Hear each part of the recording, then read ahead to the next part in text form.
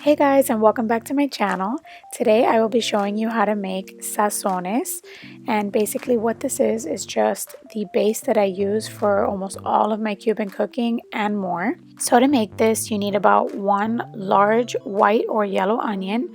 If your onions are on the smaller side, use two, one large green bell pepper, and about 6 garlic cloves. You're also going to need a splash of golden cooking wine. And you can also use red pepper if you'd like to also. You can just substitute the green bell pepper for red bell pepper, or you can use half a green and half a red. I've done it before and it comes out fantastic.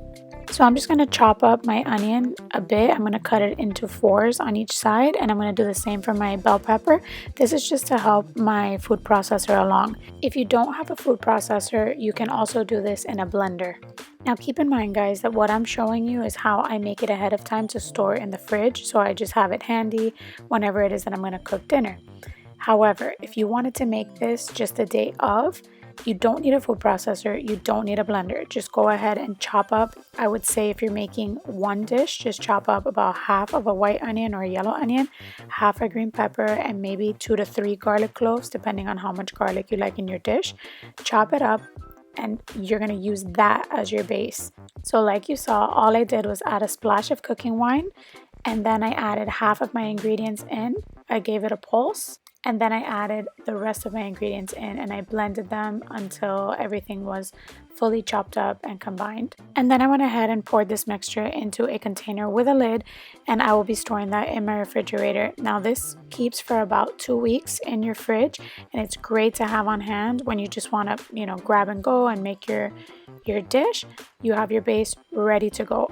So if you have picky eaters in your house, this is for you. You're still going to have those flavors in your dish from all of these wonderful veggies, but they won't be visible. So guys, this is how it turned out. I really hope you enjoyed the video. I know it was a really quick one, but this is super simple and super easy. But trust me, this is so versatile and you will use this for so many dishes. This is the base for my picadillo recipe. If you haven't watched that video, I'll make sure to link it down below. And as always guys, thank you so much for watching. Don't forget to like and share this video if you enjoyed it. Please subscribe to the channel if you haven't already. I have a delicious arroz con leche recipe, rice pudding, coming next week, so you don't want to miss that. I really hope you guys have a great week, and I will see you in the next video. Bye.